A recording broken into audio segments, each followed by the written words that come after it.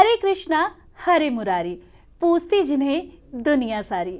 ऐसे भगवान श्री कृष्ण जन्माष्टमी की आप सभी को हार्दिक शुभकामनाएं।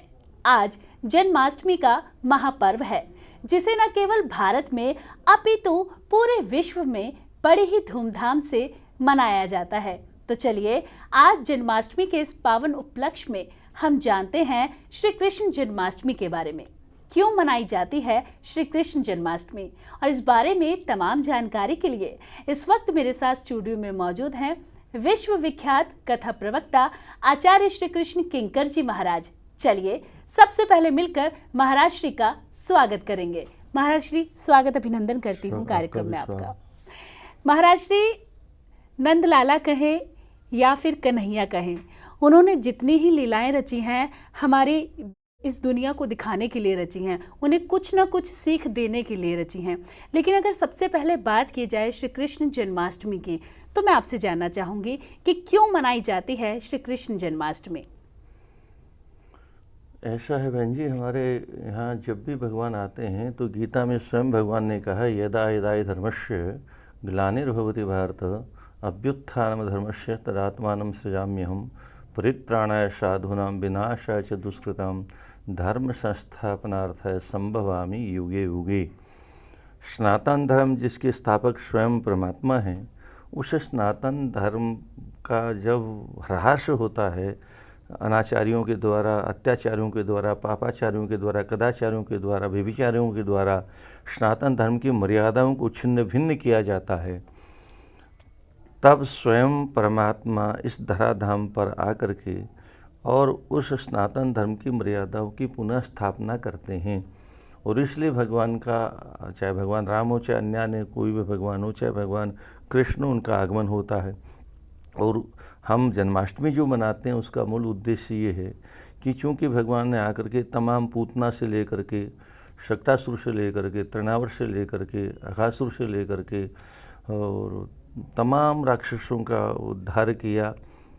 प्रजा को जो संतप्त करते थे, पीड़ित करते थे, परेशान करते थे, दुखी थी प्रजा जिन अनाचार्य अत्याचारियों के द्वारा, कंस आदि जैसे राक्षस, दुर्योधन जैसे दुष्ट, जरासंध जैसे दुष्टों के द्वारा प्रजा दुखी थी।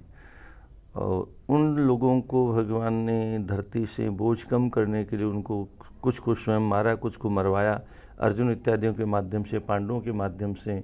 तो जब धरती वासियों के लिए, धरावासियों के लिए, अपने भक्तों की समस्याओं का समाधान करने के लिए, दुष्टों का दमन करने के लिए परमात्मा ने अवतार लेके इतने कार्य किए, तो हम उनकी याद में आज भी जन्माष्टमी मनाते हैं, उत्सव मनाते हैं और उनको धन्यवाद देते हैं, जय हो प्रभु। और फिर प्रार्थना करते हैं, प्रभु जब भी कभी आपत्ति आए आपके भक्तों पर और सनातन धर्म पर, तो आप इसी प्रकार से अवतार लेकर के और हम भक्तों की रक्षा करें और दुष्टों का दमन करते रहें। इस प्रार्थना के साथ हम जन्माष्टमी का त्यौहार मना करके और भगवान को विविध जो भी श्रद्धा होती है, श्रद्धा सुमन भगवान को अर्पण करते हैं। महाराज श्री कृष्ण जन्माष्टमी की हम चर्चा कर रहे हैं, और जब भी भगवान श्री कृष्ण का नाम आता है तो उनकी लीलाओं का, उनकी रास लीलाओं का जिक्र ज़रूर आता है। लेकिन अगर कुछ लोगों की मानसिकता की बात की जाए तो कुछ लोग उनकी रास लीलाओं को विकृत रूप से देखते हैं। इस विषय पर आप क्या कहना चाहेंगे? ऐसा है, प्रत्येक व्यक्ति अपनी दृष्टि से देखता है और प्रत्येक व्यक्ति वही करता है जितना उसको ज्ञान है। जितना जिस भाषा का ज्ञान है उसी भाषा में बोलेगा, जितना उसको संस्कार मिला उसी संस्कार में बात करेगा। और हम उससे ज़्यादा आशा भी नहीं कर सकते किसी से। कोई अंग्रेज है तो उससे हिंदी बोलने की आशा कैसे कर सकते हैं? तो आज के बच्चों को चूँकि सनातन धर्म के संस्कारों का ठीक से ज्ञान नहीं है, और सनातन धर्म के जितने भी ग्रंथ हैं न तो उन्होंने अध्ययन किया है, अध्ययन तो मैकाले की शिक्षा का किया है, और वो इसलिए वर्तमान के परिप्रेक्ष्य में भगवान को भी तोलते हैं। जबकि वर्तमान के परिप्रेक्ष्य में तो हमारी ऋषि महर्षि भी नहीं थे। हमारी ऋषि महर्षि विवाह अवश्य करते थे, परंतु आज जो कामुकता समाज में है, आज जो क्रोध, लोभ, ईर्ष्या, द्वेष, मद, मात्सर्य, मतलब समाज में सभी प्रकार की जो विकृतियां फैली हुई हैं और वो सारी विकृतियां चरम सीमा को पार करती जा रही हैं। हमारी जो संस्कृति है, हमारे जो संत महात्मा हैं, चाहे वो संतवाणी के माध्यम से प्रचार करते हों, चाहे अनादिकाल से प्रचार करते रहे हों, उन सब का एक ही उद्देश्य रहा है कि मनुष्य को इन 3 राक्षसों से बचाया जाए। काम, क्रोध, लोभ, ये 3 महान राक्षस हैं। गीता में तो भगवान स्वयं कृष्ण ने कहा है, त्रिभिर्नरकस्येदं द्वारम नाशनम् आत्मनः कामः क्रोधस्तथा लोभः तस्मादेतं त्रयं त्यजेत। हे अर्जुन, अगर तुम नरक से बचना चाहते हो तो तुम मेरी बात ध्यान से सुनो। ये 3 राक्षस तुमको अथवा जो इनसे प्रेम करेगा उसको निश्चित नरक में ले जाएंगे। पहला है काम, दूसरा है क्रोध, तीसरा है लोभ। ये 3 नरक में ले जाने वाले हैं। हमारे शास्त्र और हमारे संत हमको तीनों से बचने के साधन बताते थे, बचने के उपाय बताते थे, बचने के तरीके बताते थे। पहले तो भगवान कृष्ण ने जो रास किया उसके विषय में जानना चाहिए। पहले तो रास की अवस्था क्या थी? 7 साल की। नहीं, 7 साल में तो गोवर्धन पर्वत उठाया। 8वें वर्ष में उन्होंने महारास का आयोजन किया। महारास क्या है? किसी स्त्री और पुरुष का मिलन नहीं है। महारास क्या है? जीवात्मा जगत में जितने भी जीव हैं, कौन है वो? जैसे हम हैं, कभी कभी हम कहते हैं कि आत्मा सो परमात्मा, तो हमारे भीतर एक आत्मा है, वही परमात्मा है, उसी का नाम जीवात्मा है। तो आत्मा सो परमात्मा, तो आत्मा क्या हुई? ये स्त्रीलिंग है। तो प्रत्येक जीवात्मा के पति कौन हुए? परमात्मा। इसलिए परमात्मा का एक नाम है जगतपति। क्या नाम है? जगतपति में पशु भी आ गए, पक्षी भी आ गए, सभी मनुष्य भी आ गए, देवता भी आ गए, उस संपूर्ण जगत के पति हैं। उनका एक नाम है जगन्नाथ। नाथ माने भी स्वामी होता है, नाथ माने भी पति होता है। तो जगत के यानी संपूर्ण जगत में चर अचर जड़ चेतन ज्ञाता ज्ञात स्थूल सूक्ष्म चर अचर जगत के सब के वो नाथ हैं, वो विश्व के नाथ हैं। तो आत्मा, हमारी आत्मा यानी पुरुष हो चाहे स्त्री हो, सबकी आत्मा एक ही है और सबके आत्माओं के पति कौन है? परमात्मा। इसलिए उनका नाम जगतपति है। तो वो आत्मा जब शुद्ध हो जाती है, जिसमें काम न हो, क्रोध न हो, लोभ न हो, ईर्ष्या नहीं हो, द्वेष नहीं हो, का विषय वासनाओं का किंचित मात्र प्रवेश नहीं हो, ऐसी जब कोई दिव्यात्मा बन जाती है अपने तप के बल पर, जप के बल पर, साधना के बल पर, आराधना के बल पर, सभी प्रकार के विकारों से रहित जो आत्मा हो जाती है, वही आत्मा गोपी भाव को प्राप्त करती है और वही गोपी परमात्मा का दर्शन करने का सौभाग्य प्राप्त करती है। और वही दिव्य आत्मा जिसको हम गोपी कहते हैं, वो पुरुष भी हो सकता है, स्त्री भी हो सकता है। ये जरूरी नहीं कि स्त्री ही गोपी हो सकती है। गोपी का अर्थ होता है गोभी ही इंद्रिय ही कृष्ण रसम पिबती याशा गोपी। अपनी संपूर्ण इंद्रियों से, आँख से, कान से, रोम रोम से जो भगवान कृष्ण के दिव्यामृत का रसोवेशः, कृष्ण कौन है? रसोवेशः, यानी वह परमात्मा रस ही स्वयं परमात्मा है। तो गोपी भाव को प्राप्त हुआ जीवात्मा जब परमात्मा तक पहुंचता है तो रसोवेश परमात्मा जो हैं वो अपना महान रस उस जीवात्मा को प्रदान करते हैं और इसी का नाम है महारास। परमात्मा का जो महान रस है वह रस जीवात्मा को, जीवात्मा रूपी दिव्य पवित्र आत्मा रूपी गोपी को प्राप्त हो, उसी का नाम महारास है। महारास संसार की लीला नहीं है। 8 वर्ष की अवस्था में महारास भगवान ने की। अगर कोई कर, मैं तो कहता हूँ तुम भी करो, मना कौन करता है? पर पहले जेल में भगवान कृष्ण पैदा हुए, जेल के ताले तोड़ के दिखाओ, जेल से भाग के दिखाओ, भरी हुई जमुना जी को पार करके दिखाओ, फिर 6ठे दिन पूतना का जहर पी के दिखाओ, फिर गिरिराज जी तो छोड़ो, 1 किलो का पत्थर ही उठा करके 7 दिन दिखाओ, 7 दिन छोड़ो 7 घंटे ही दिखा दो। बोलो ये सब नहीं कर सकते तो फिर वो सब क्यों कर सकते हो?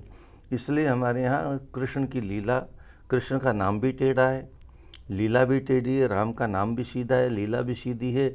इसलिए कृष्ण की लीला अगर हमारी समझ में नहीं आती है तो या तो महापुरुषों के पास जाके पूछना चाहिए कि इस लीला का रहस्य क्या है, अन्यथा वो जो भगवान कृष्ण ने उपदेश दिया है गीता में उसका आचरण करना चाहिए। आचार्य जी, जन्माष्टमी का पावन उपलक्ष्य है और जब भगवान श्री कृष्ण की बात हो और राधा रानी की बात ना हो, ऐसा तो हो ही नहीं सकता। लेकिन यहाँ पर एक बड़ा सवाल ये अक्सर आता है कि भगवान श्री कृष्ण की श्रीमद् भागवत कथा में क्यों राधा रानी का जिक्र नहीं आता? इसके बारे में जानना चाहेंगे। ऐसा है, ये महापुरुषों के पास बैठने से इन प्रश्नों का समाधान मिलता है। प्रारंभ में जो मंगलाचरण है महात्म्य का, उसी में श्री कृष्णाय वयं नुमः चर्चा आई है। तो श्री मतलब राधा रानी का ही वहाँ, श्री मतलब लक्ष्मी जी नहीं है वहाँ पर। वहाँ श्रीमती राधा रानी के साथ भगवान कृष्ण को प्रणाम करता हूँ। और भीतर भी रमे रमेशो व्रज सुंदरी वीर इत्यादि इत्यादि कई जगह चर्चा आई है। रमे रमेशो ब्रज सुंदरी भी, भगवान कृष्ण गोपियों के साथ में, मतलब कृष्ण नाम नहीं वहाँ, रमे रमेशः, रमाया ईशः रमेशः। तो रमा शब्द किसका दिया है वहाँ पर, कौन है रमा? रमा यहाँ भगवान विष्णु तो लीला कर नहीं रहे हैं, लीला तो कृष्ण कर रहे हैं, तो यह रमा का अर्थ सीधा राधा हुआ। दूसरा, ऐसे तमाम भागवत में रमा शब्द का कई जगह चर्चा की गई है और उसका अर्थ सीधा सीधा भगवान कृष्ण की जो धर्मपत्नी राधा है। और एक बहुत सुंदर स्कंद पुराण में एक श्लोक आया, राधा किसे कहते हैं? वहाँ लिखा है, आत्मा तो राधिका प्रोक्तः तयैव रमणा दशो आत्मा राम इति प्रोक्त प्रोच्यते गूढ़वेदिभिः। स्कंद पुराण में व्यास जी लिखते हैं, राधा कौन है? बोले भगवान कृष्ण की जो आत्मा है वही राधा है, यानी अलग नहीं है दोनों। भगवान कृष्ण की जो आत्मा है उन्हीं का नाम राधा है। तयैव तया एव अशो रमण, तया एव राधा के साथ ही भगवान रमण करते हैं, इसलिए उनका नाम राधा रमण है। इसलिए उन्हें आत्माराम की नाम है। आत्माराम का मतलब, आत्मा माने राधा के साथ में रमण करने वाले भगवान। तो उन भगवान कृष्ण की आत्मा ही है, भगवान कृष्ण का चरित्र है। तो आत्मा और परमात्मा तो दो अलग है ही नहीं। इसलिए भी एक दृष्टिकोण से अगर हम राधा की चर्चा नहीं भी अगर देखें, कोई फर्क नहीं पड़ता, दो तो दो है ही नहीं, अलग है ही नहीं, दोनों एक हैं। देखने में लीला के लिए माया से दो विग्रह धारण किए हुए हैं, दो हैं ही नहीं। सामान्य रूप में भी, संसार में भी पति पत्नी अगर जीवन में आनंद से रहना चाहते हो तो जब तक अपना द्वैत नहीं मिटा देंगे तब तक वो सुखी नहीं रह सकते। जब वो उनका अलग हम अहम रहेगा, उनका अलग अहम रहेगा, तो दोनों आपस में कहीं न कहीं टकराएंगे। तो जब तक अपना अपना अहम खो करके दोनों एक नहीं हो जाएंगे तब तक सामान्य संसार में भी पति पत्नी सुखी नहीं रह सकते। और परमात्मा तो वस्तुतः आत्मा ही राधा रानी है और आत्मा भगवान के अंदर है। इसलिए एक एक अक्षर के भीतर राधा रानी का प्रवेश है। एक एक अक्षर भगवान कृष्ण की चर्चा करता है, एक एक अक्षर राधा रानी की चर्चा करता है। राधा कृष्ण से इतर भागवत में अथवा अन्यत्र भी कुछ नहीं है। भागवत की बात छोड़िए, अन्यत्र भी या तो जो भगवान नारायण है, लक्ष्मी जी हैं, वही भगवान राम सीता हैं और वही राधा कृष्ण हैं। तो बिल्कुल दर्शकों, श्री कृष्ण जन्माष्टमी के पावन उपलक्ष्य पर हमने जाना कि क्यों मनाई जाती है श्री कृष्ण जन्माष्टमी, क्यों भगवान श्री कृष्ण ने ये रास लीलाएं रची। तो आचार्य जी, आप स्टूडियो में आए, आपने दर्शकों को बताया कि किस तरह से श्री कृष्ण जन्माष्टमी मनाई जाती है, क्यों मनाई जाती है, क्यों भगवान ने इतनी रास लीलाएं रची। और अगर राधा रानी का जिक्र श्रीमद् भागवत कथा में नहीं है, लेकिन वो हमेशा से साथ हैं, पूजनीय हैं और वो हमेशा रहेंगे। तमाम जानकारी के लिए आपका बहुत बहुत धन्यवाद। बहुत बहुत साधुवाद आपको भी। जी, तो बिल्कुल दर्शकों, जन्माष्टमी के इस पावन उपलक्ष्य पर भगवान श्री कृष्ण की कृपा सदा आप सब पर बनी रहे, इसी मंगल कामना के साथ हमें दीजिए इजाजत। राधे राधे। जय श्री राधे, जय श्री राधे।